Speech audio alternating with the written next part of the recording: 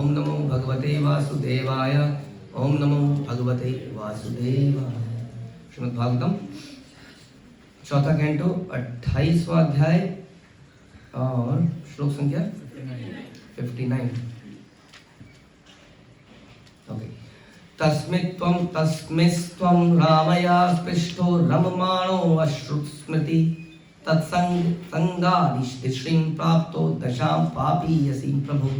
हे मित्र, जब तुम भौतिक इच्छा रूपी स्त्री के साथ, ये वो ब्राह्मण बोल रहा है उस लेडी को, मित्र बोल रहा है, तो ऐसा नहीं बोल रहा हे स्त्री या हे माता, क्योंकि उसका उसके साथ पहले का रिश्ता है और पहले वो क्या था, पहले मेल था, अब वो एक फीमेल है, तो वास्तव में ना तो हम मेल हैं ना हम फीमेल हैं। तो हे मित्र, जब तुम भौतिक इच्छा रूपी स्त्री के साथ ऐसे शरीर में प्रवेश करते हो तो तुम इंद्रिय सुख में अत्यधिक लिप्त हो जाते हो, इसलिए तुम्हें अपना आध्यात्मिक जीवन भूल लिया है। अपने भौतिक विचारों के कारण तुम्हें नाना कष्ट उठाने पड़ते हैं। तो जब हम इंद्रिय सुख में लगते हैं तो अधिकतर हम अपनी जिम्मेदारियों को, अपने वादों को भूल जाते हैं। यही गलती होती है हम सबसे, चाहे बच्चा हो चाहे बड़ा हो। हमसे गलतियां कब होती हैं? जब हम किसी भौतिक सुख में लग जाते हैं, उस वक्त पता नहीं क्या होता है दिमाग को कि सारे सही गलत भूल जाता है और ऐसी गलती कर देता है इरिवर्सिबल। यही बता रहे हैं इसमें, तुम लिप्त हो जाते हो इंद्रिय सुख में और ऐसी ऐसी गलती करते हैं, बाद में सॉरी बोलते हैं, हमने सॉरी गुरु जी पता नहीं कैसे हो गया, हमने तो ऐसा नहीं सोचा था बट हो गया। तो इसलिए ध्यान रखना है, ये रास्ता बड़ा खतरनाक है। कौन सा? इंद्रिय सुख। समझते हैं इंद्रिय सुख? तो when we try to enjoy by whatever means, and that is against the prescribed way of enjoyment. There are prescribed way of enjoyment. prescribed way भी है, बताए गए तरीके भी हैं। ऐसा नहीं है शास्त्र कहता है कि इंद्रियों का सुख नहीं लेना है, लेकिन बताया गया कैसे उसको रेगुलेट करना है, कैसे उसको सही प्रेस्क्राइब्ड चीज़ों को ही करना है। इस प्रकार से सुख लिया, कैसे यात्राएं करनी है, कैसे भोग लगाना है, कैसे नाचना है, कैसे गाना है। So everything is there but in a prescribed way. But जो जानवर होता है, जानवर does not like to be to follow exactly. Most of the जानवर they want to be free, but humans are suppose to follow the rules and regulations. तो जब हम इस प्रकार के इंद्रिय सुख में लगते हैं तो हम सारे नियमों को ताक पर रख देते हैं। देखी जाएगी, कुछ पागलपन सा आ जाता है हमारे अंदर और हम अपने आध्यात्मिक जीवन को भूल जाते हैं कि हम क्यों आए थे यहाँ पर, क्या पर्पस है, कल क्या लेक्चर बताया था, आज असेंबली में क्या बताया था, क्लास में टीचर ने क्या बताया था, भक्ति विषय क्लास में किसी और ने क्या बताया था, उधर स्पिरिचुअल फ्रेंड ने क्या बताया था, गुरु ने क्या बताया था, वो सब भूल जाते हैं अपने भौतिक विचारों के कारण। उसके बाद हम कई प्रकार के कष्ट उठाते हैं। कर तो दिया, और जो कर दिया उसको अविद्या में, तो उसका पाप कर्म आएगा ही आएगा। इस प्रकार आध्यात्मिक जीवन को भूलने के कारण ही भौतिक जगत में वह अधिकाधिक फंसता चला जाता है। समझ में आया? जब हम भूल जाते हैं ना कि हमारा वहाँ पर घर था, तो हम कहीं पर भी घूमने लगते हैं। और जब हम घूमने लगते हैं तो क्या होता है? अब घर में तो आप प्रोटेक्शन में थे, आपके साथ बड़े थे, वो आपको हमेशा गाइड कर रहे थे, ऐसे करो, ऐसे नहीं करो, ये मत करो। लेकिन वहाँ पर कोई गाइड नहीं करेगा, वहाँ पे लूटेंगे, खसूटेंगे। जहाँ पर जाने के लिए हम बेताब हो रहे हैं। You want to fly like an eagle. हाँ, ईगल उड़ती है ना आसमान में, कोई रेस्ट्रिक्शन है उसके ऊपर? हाँ है? घर में यहाँ रेस्ट्रिक्शन ज़्यादा है या घर में ज़्यादा है? यहाँ ज़्यादा है घर से। और बाहर, घर के बाहर कॉलेज में जब हम पढ़ने जाएंगे, are you dreaming about it? Not dreaming. एक दिन ऐसा आएगा आपके जीवन में कि 12वीं के बाद आप कॉलेज में जाएंगे और हॉस्टल में रहेंगे। ड्रीम करो इसके बारे में, वो कितना सुखमय दिन होगा। कोई नहीं होगा, ना तो ये गुरुकुलीज, ना ये वैष्णव, ना मम्मी, ना पापा। और वो दिन होगा हमारी आज़ादी का दिन, और वो दिन होगा आपकी बर्बादी का दिन, क्योंकि कोई भी उस दिन आपको टोकने वाला नहीं होगा, रोकने वाला होगा। और उस वक्त आप जो जो करोगे उसके रिएक्शन आपके पूरे जीवन भर आते रहेंगे। ये बता रहे हैं आप। तो राजा पुरंजन ने अपने पाप कर्मों के कारण ही वैदर्भी नामक स्त्री का शरीर धारण कर लिया। भगवत गीता कहती है कि ऐसा शरीर शूद्रों का होता है। किंतु यदि कोई भगवान की शरण में जाता है तो शुद्ध होकर भी परम सिद्धि प्राप्त कर लेता है। ना तुम विदर्भ दुहिता नायम वीरा सुहितव ना पतिस्त्वम पुरंजन्य रुद्धो नव सुमुखे यया। वास्तव में न तो तुम विदर्भ की पुत्री हो और न यह पुरुष तुम्हारा पति है, न ही तुम पुरंजनी के वास्तविक पति थे। हाँ, पिछले जन्म में तुम तो इस नव द्वार वाले शरीर में केवल बंदी थे। अब बताइए, अब वो वहाँ रोना धोना हो रहा था, उसने पति की चिता रख दी थी, उसने सोचा था मैं जल के मर जाऊंगी, पति ही तो परमेश्वर है, पति चला गया था, मेरे जीवन में क्या रहा, what is the purpose of living. हाय हाय,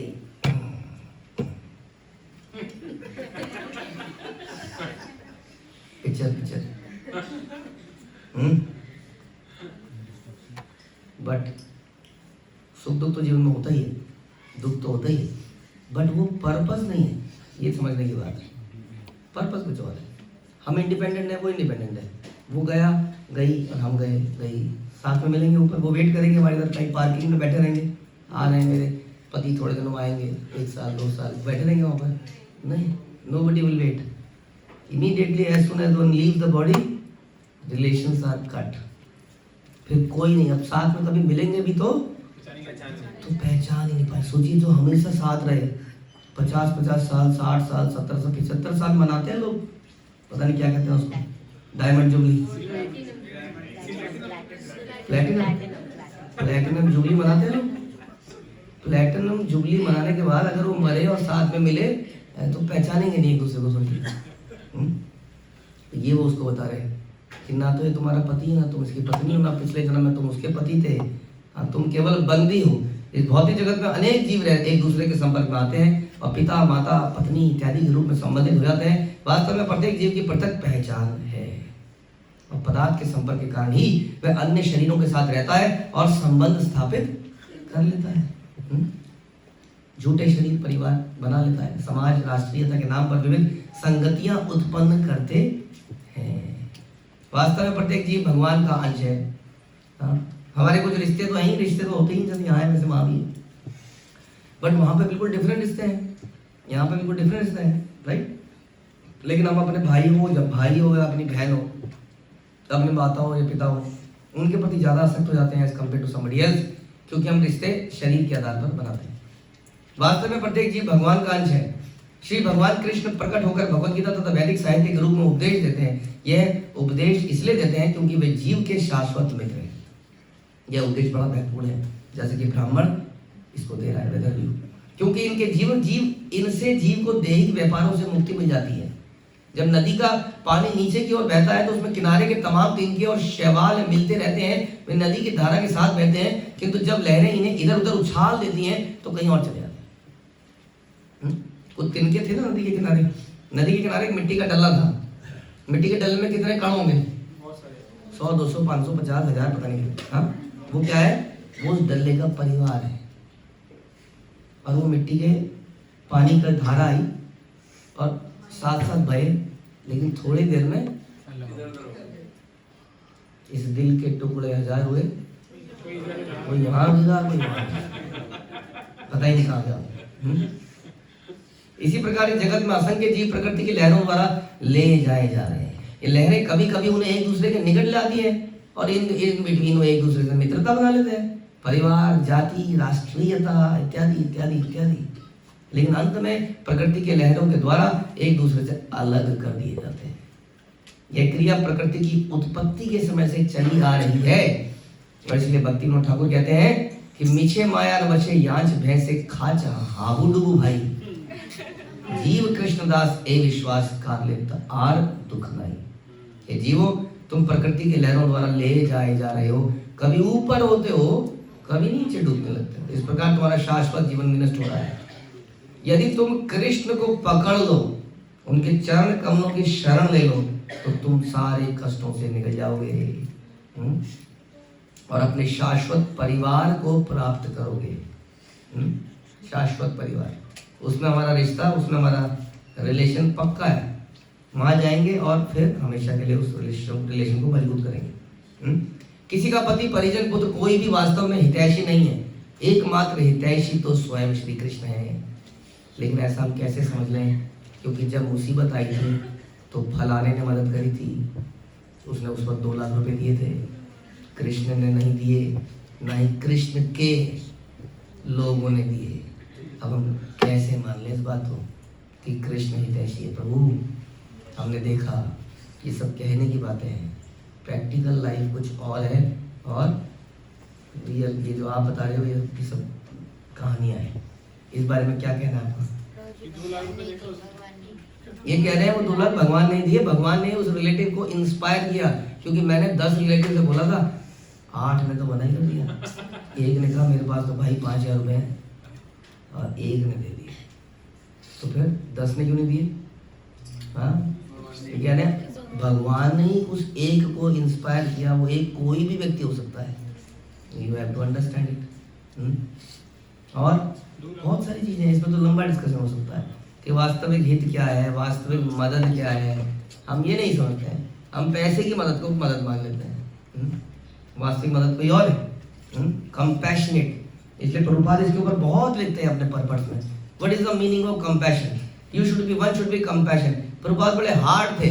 ये जो फिलैंथ्रोपी और कई सारे नाम है उसके, हाँ, लोग समाज कल्याण, पशु कल्याण, स्त्री कल्याण, पता नहीं क्या क्या।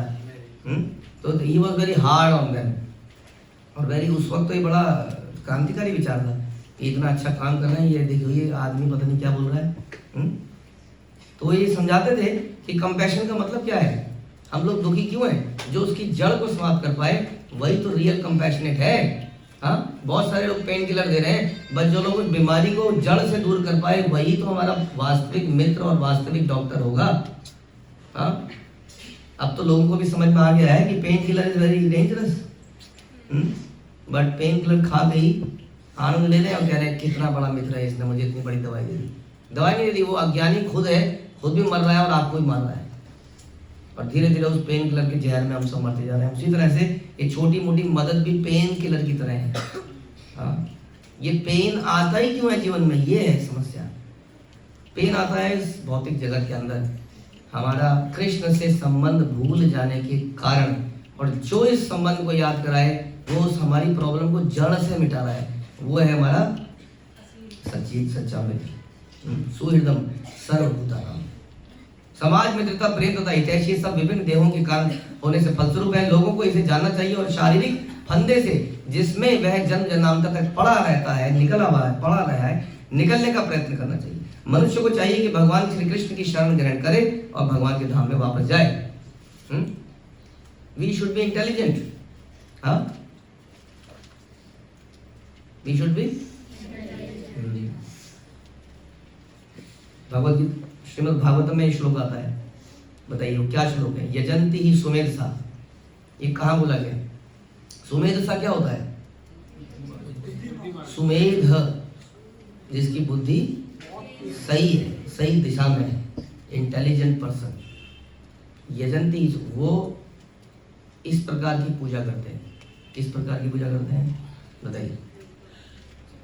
जो इंटेलिजेंट लोग हैं वो भगवान की इस प्रकार पूजा करते हैं। किस प्रकार? यज्ञ संकीर्तनी प्राय, संकीर्तन यज्ञ के द्वारा भगवान की पूजा करते हैं। क्यों करते हैं? क्योंकि कलयुग में भगवान आए हैं कृष्ण वर्णम तुषार Krishna. He is not Krishna वर्णम but he is Krishna himself. हाँ, तो we have to be intelligent कि कैसे इन प्रॉब्लम्स को हम दूर कर सकते हैं, कहाँ से दूर होंगी, सोचना चाहिए इस बारे में। नहीं सोचना चाहिए। इसमें कई बार भागते भागते रुकिए थोड़ा सा और सोचिए इसके बारे में। पूरे दिन भागते भागते दिन निकल जाता है, शाम हो जाती है, हम सो जाते हैं, फिर से उठते हैं, वही प्रॉब्लम्स, पूरा दिन किसी एक प्रॉब्लम को फाइट करने में निकल जाता है और उस प्रॉब्लम को हम दूर कर लेते हैं तो वी बिकम हैप्पी। बट ये प्रॉब्लम क्यों आती हैं, क्या करना है जीवन का, तभी अचानक से इतनी बड़ी प्रॉब्लम आती है, मृत्यु वाली, भयंकर बीमारी वाली। हम अपने आसपास सभी संबंधियों को मरते हुए देखते जा रहे हैं, they are dying one by one, लेकिन फिर भी हम इस बात को नहीं समझ पा रहे हैं। ये होता है मूर्ख व्यक्ति। हमें क्या बनना है? इंटेलिजेंस, सुमेधसा। इसलिए हमें क्या करना है? इसलिए हमें हरिनाम जपना है, दूसरों से जपाना है। और ये हमें क्या देगा? ये हमें शून्य नहीं देगा, ये हमें क्या देगा? एक परिवार देगा। तो परिवार तो अभी भी है, इस परिवार में क्या प्रॉब्लम है? This is temporary. हाँ, और वो परिवार क्या है? वास्तविक परमानेंट रिश्ते। तो वहाँ पर भी जाके हम परिवार में रहेंगे, परिवार में नाचेंगे गाएंगे, तो डरने वाली बात नहीं है। मृत्यु कोई खतरनाक चीज़ नहीं है। मृत्यु से क्या मिलता है हमें? इटर्नल परिवार मिलता है, अगर हमने भक्ति करी होगी तो। इसलिए डरने वाली चीज़ नहीं है यदि हमने भक्ति करी हो तो। हरे कृष्ण। श्री प्रभुपाद की जय। ग्रंथराज श्रीमद् भागवतम की जय।